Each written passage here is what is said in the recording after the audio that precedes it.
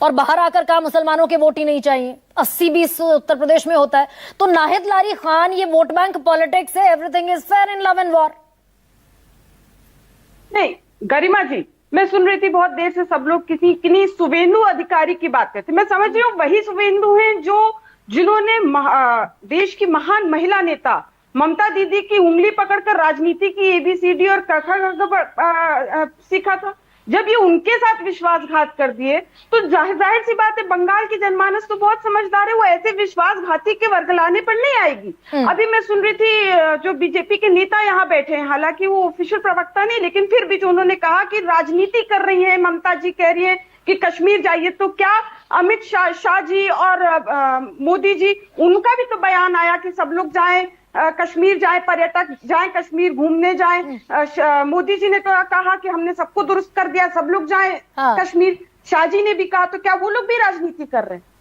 क्या वो लोग भी राजनीति तो बीजेपी तो फ्रिंज एलिमेंट कह के पल्ला झाड़ लेगी ना। शुभेंदु अधिकारी ने खुद अपने बचाव में कह दिया ये पार्टी की ऑफिशियल लाइन नहीं है। बीजेपी कहते कि फ्रिंज एलिमेंट्स हैं। गरिमा जी, दरअसल बीजेपी के शीर्ष नेता ही अपने नेताओं की ट्रेनिंग कर रहे हैं। अच्छा, वो ट्रेनिंग दे रहे हैं कि वोटों के लिए ट्रेनिंग दे रहे हैं कि वोट की बात करो, बाकी कोई बात ना करो। जो आपने शुरू में कहा, ना रोजगार की बात करो, ना लॉ एंड ऑर्डर की बात करो, ना महंगाई की बात करो, कोई बात ना करो, ना डेवलपमेंट की बात करो, केवल वोट के चक्कर में रहो, वोट का खेला खेलो। तो ये ट्रेनिंग इनके शीर्ष नेतृत्व ने दी, इसीलिए तो कोई कार्रवाई नहीं होती। आप देखिए ना उत्तर प्रदेश में क्या हुआ। उत्तर प्रदेश में वोटों के लिए महिलाओं को गोली बंदूक, उनके सामने गोली बंदूक तान दी वोटों के लिए, लेकिन वो बहादुर महिलाएं डरी नहीं। तो आप ये समझे कि वोटों का खेला सब चल रहा है, लेकिन इस वोटों और वही बीजेपी जो इतना हिंदू मुसलमान करती है, मैं आप ले आई उत्तर प्रदेश पर नाहिद, अच्छा किया आपने। वही बीजेपी जो इतना हिंदू मुसलमान करती है, वो बीजेपी कुंदरकी का चुनाव जीत जाती है, वहां 65% मुसलमान है। न, मैंने तो बताया कि बेईमानी से जीती, गुंडागर्दी से जीती, वोटों का खेला किया। मैंने बताया कि गोली बंदूक तान दी, महिलाओं को नहीं छोड़ा। गोली वोट जिहाद तो आप भी करते हैं, लेकिन नहीं, बताइए कहां? वोट जिहाद तो बाकायदा रैलियों में आपके नेता बोलते हैं वोट जिहाद करो। नहीं तो ये तो फिर रिपरकशन होगा ही ना। नहीं, आपको मैं बता दूं गरिमा जी, आपको मैं बता दूं कि ये जो वोटों का खेला, खेला करने के लिए बीजेपी ऐसे घटिया और नफरती बातें कर रही है, इसका कोई इनको फायदा नहीं होगा। बिहार में आप देखिएगा चारों खाने चित हो जाएंगे, बीजेपी के भी और इनके सहयोगी दल के भी, जिनके बल पर इनकी केंद्र में लंगड़ी सरकार चल रही है। और बंगाल में तो बुरी स्थिति होगी अब की बीजेपी की, अब की और बुरी स्थिति होगी, और ममता जी के और 60%, 70% हिंदू हैं। कैसे नाहिद, ये कई बार पॉलिटिक्स को समझने में हम चूक करते हैं क्या? 70% हिंदू हैं बंगाल में। अच्छा देखिए, 30% है मुसलमान। 70% पोलराइज हो गए तो 30% सरकार बनाएंगे, 70% बनवाएंगे?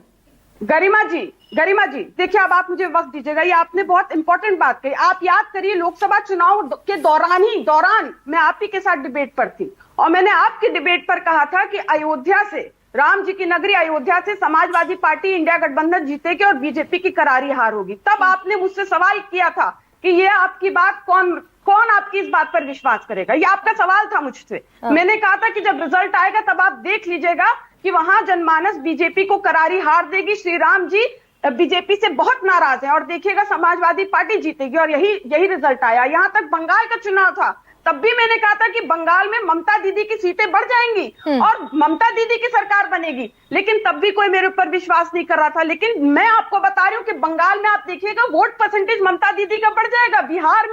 बिहार में तो बीजेपी के चारों खाने चित हो जाएंगे।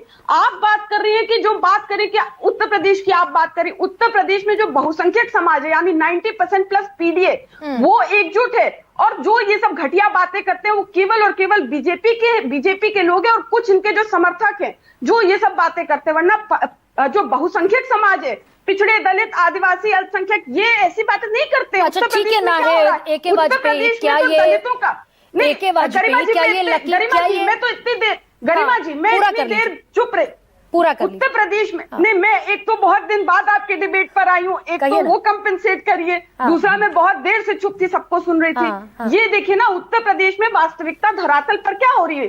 भले ही मुख्यमंत्री जी कुछ भी बात कर ले, लेकिन धरातल पे किसके साथ अन्याय कर रहे? दलितों के साथ अन्याय हो रहा। आज भी उत्तर प्रदेश में घोड़ी चढ़ने पर दलितों को मारा जा रहा है। कौन लोग मारे? सीएम के स्वजाती मार रहे हैं, योगी जी के स्वजाती मार रहे हैं।